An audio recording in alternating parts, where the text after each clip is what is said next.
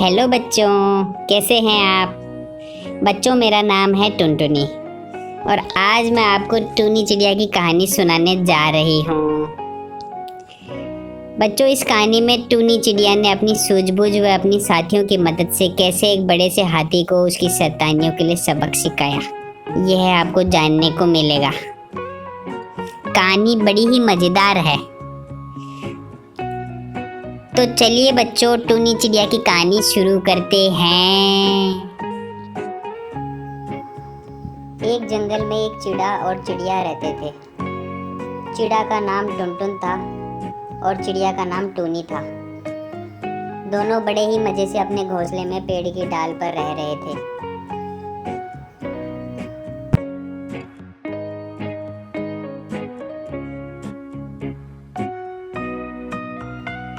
उसी जंगल में एक शैतान हाथी भी रहता था। वह बड़ा ही शरारती था और अक्सर जंगल के जानवरों को परेशान किया करता था। वह सारे दिन उधम मचाता और तोड़फोड़ करता। जंगल के सभी जानवर उस हाथी से परेशान थे। एक दिन वह हाथी तोड़फोड़ करता हुआ चिड़िया के पेड़ के पास आकर उसे जोर जोर से हिलाने लगा।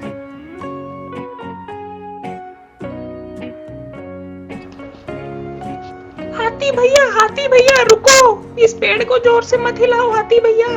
यहाँ हमारा घोंसला है हाथी भैया, ये गिर जाएगा। प्लीज हाथी भैया, इस पेड़ को जोर जोर से मत हिलाओ। बाहर में जाओ तुम।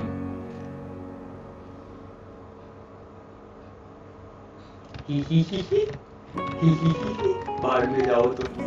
हाथी ने चिड़िया की एक न सुनी और पेड़ को जोर जोर से हिलाकर चिड़िया के सारे अंडे फोड़ दिए।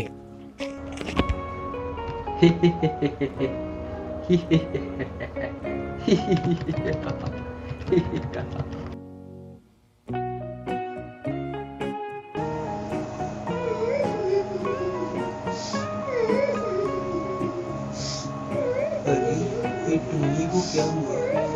ये इतना जोर जोर से क्यों हो रही है? अरे टूनी इतना जोर जोर से क्यों हो रही है? और हमारा घोंसला कहाँ गया?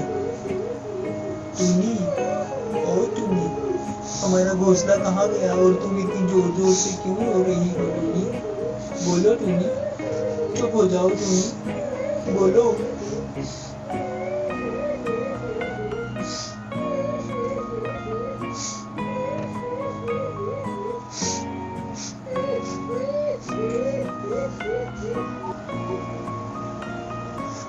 क्या बताऊं, उस दुष्ट हाथी ने हमारा घोंसला तोड़ दिया।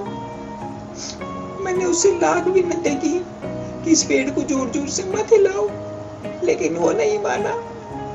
अब हमारे अंडे फूट गए, क्या करूं? उसकी ये मजाल, उस दुष्ट हाथी को तो मैं ऐसा सबक सिखाऊंगा। तुम चलो मेरे साथ, अपने मित्र भंवरे के पास चलते हैं। अब वो ही कोई रास्ता निकालेगा। ये दुष्ट हाथी ऐसे नहीं मानेगा, इसकी तो खैर नहीं।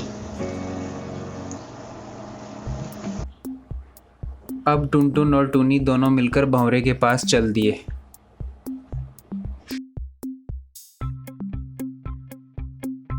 हेलो टुनटुन भैया, कैसे आना हुआ? अरे आज तो भाभी जी भी आई हैं। नमस्ते टूनी भाभी। नमस्ते भंवरी दीदी। क्या लोगे, चाय कॉफी या कुछ ठंडा मंगाऊं? भंवरी दीदी रहने दो, हम तो आपसे कुछ सहायता मांगने आए हैं। बोलो टूनी, क्या बात है? आप लोग कुछ परेशान लग रहे हैं।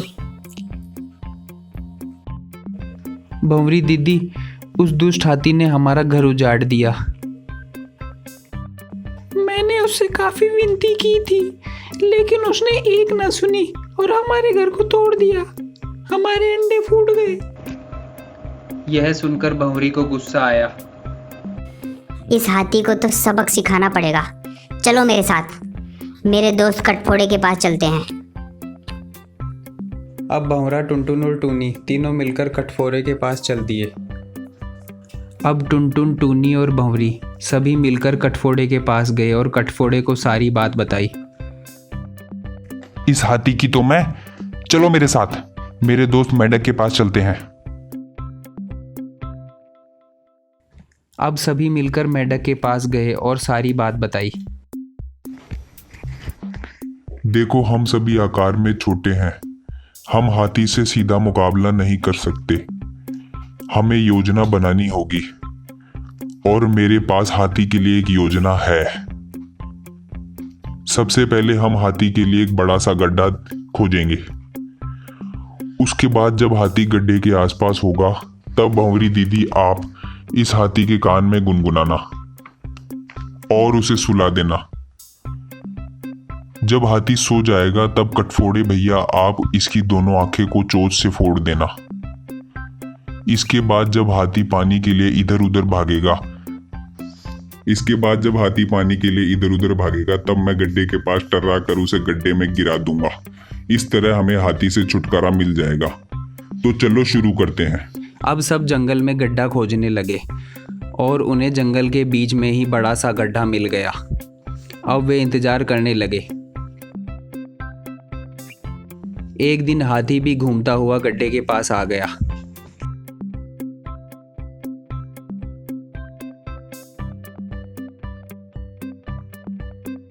अब योजना पर अमल करते हुए भंवरे ने हाथी के कान में गुनगुनाना शुरू किया।